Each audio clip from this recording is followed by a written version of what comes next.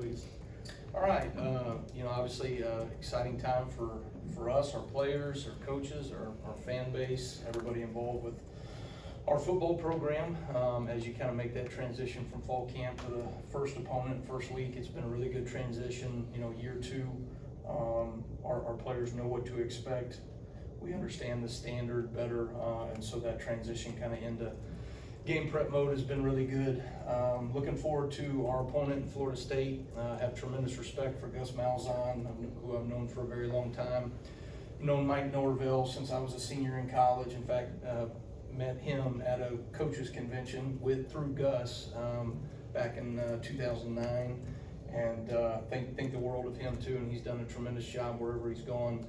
But certainly for us, very proud of our players and coaches and the work that they put in the off season and put us in position to go compete at a high level this season. So ready to hit the ground running this week. We got a lot of work to do still, but we're moving in a position to go execute on Saturday. Thank you, Coach. Let's start on the right side here with Charlie. Yeah, hey Coach, just what have you seen and what do you think of Florida State's run game, and particularly a guy like Roy Dale, who a lot of the guys on your defense are familiar with? Yeah. Obviously I don't know Roy Dale personally. The players know him and think highly of him, as well as you look at a number of their running backs that I think they're excited about, and they've got a number of guys that have had experience, be it there or at other places that came via the transfer portal. Young guy, I think that they're pretty excited about out of the backfield as well.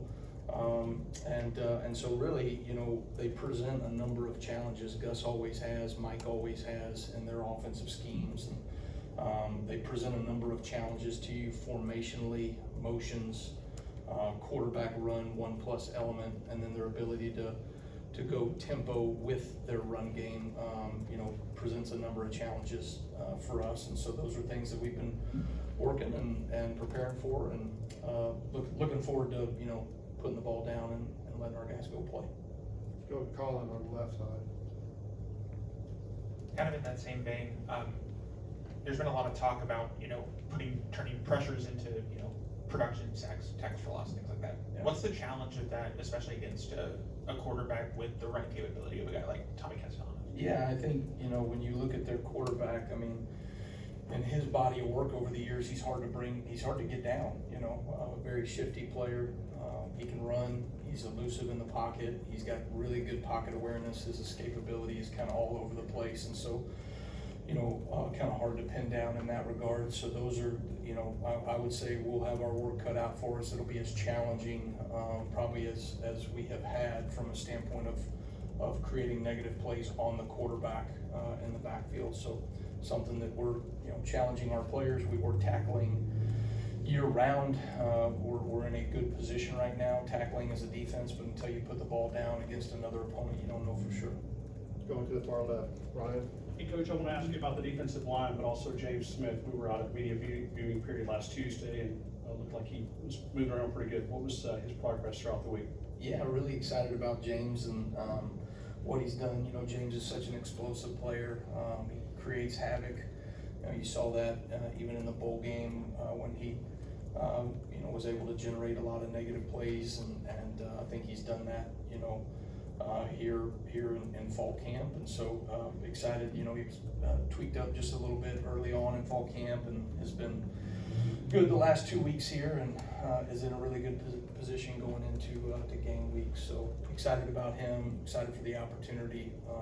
It's fun, I've mentioned this to you guys before, but it's fun watching some of these younger players that I've been here with over the last 18 months mature into young men that are accountable, that are detailed, that have habits that are more in line with what, a young professional, right? A young player that does things at a high professional level. And I think James has just been really enjoyable watching him grow and mature as a young man. Jumping over opposite side here, Nick. Yeah, a guy that I don't believe he played against you last year, but Squirrel White at Tennessee.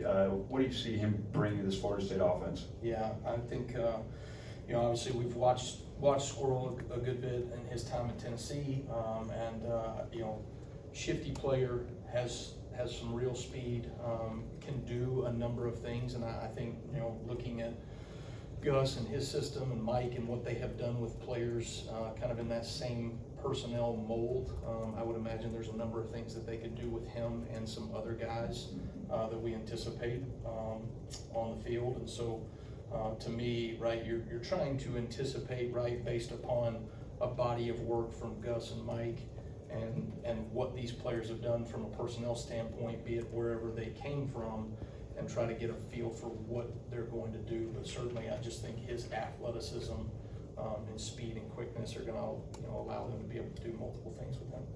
Stay in the front row, let's go to Tony right in the middle. Unlike Kalen and Ryan, I think you've got more of a recent experience opening up on the road. What do you remember about the challenges of that, and just kind of how do you approach that?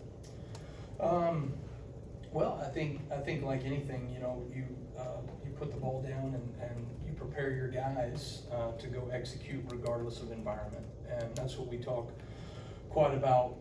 You know, it's not the noise, it's not home, it's not the road, it's not all the different variables. It's just about the work. It's about the execution. It's about doing your job at such a high level that all the external variables are removed, and you just do your job for that one play like it's the most important snap of the game. And then can you do that consistently over and over and over again? And those are the things that I think our coaches have done a really good job.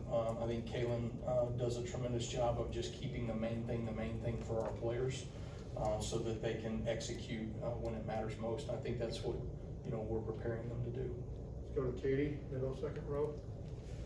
You talked about in your opening that going into year two, guys understand the standard better that they're supposed to play at. Just kind of, where do you feel like going into year two, confidence-wise in this defense compared to where you were maybe at this time last year? Well, I know a lot more of the variables. You know, I know our coaches better. We understand each other better, right? There's a gel that's, you know, that has to take place in the coaching staff, and I feel like we're in as great of a place as I've been. I think we're a close-knit group on defense as a coaching staff.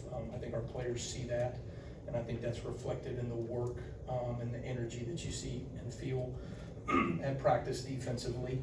And I think, you know, understanding our players better gives us as a defensive staff the best opportunity to put them in the right positions. And so we understand ourselves better, we understand our players better, and then certainly from an opponent's standpoint, if you look at the majority of the season, there's a lot of common opponents. This one, not necessarily so, but I think there's similarities in some of the things that we feel like we're going to see throughout the year, that just a better understanding and grasp of what we're doing. So those are the fun things about going into year two and being prepared, and kind of having that gel and understanding. You feel that team chemistry right now defensively. Let's go Kenny to the first row. You've spoken a lot about the idea that whoever can meet this threshold will get a chance to play, no matter, you know, what position or what age they are. In regards to the Wolf position, how many of those guys do you feel comfortable going out there and playing up to that standard? Yeah, I think we've got a number of guys, as we've talked about before, that can go in and play for us. You know, obviously you've got experienced players in Quay Rousseau and Zebo Latham. Yanze Pierre has done some tremendous things, and I've seen a lot of growth and maturity from him. But then also some younger players, right, like Justin Hill and Noah Carter are doing some great things. It's about building more consistency in their game, right? So they flash, but, you know, how consistent can they become that you feel confident that they can go out on any given play, any given down, and go execute at a high level? And those are the things that they'll continue to push in that regard. But I would say those guys are on the right trajectory right now.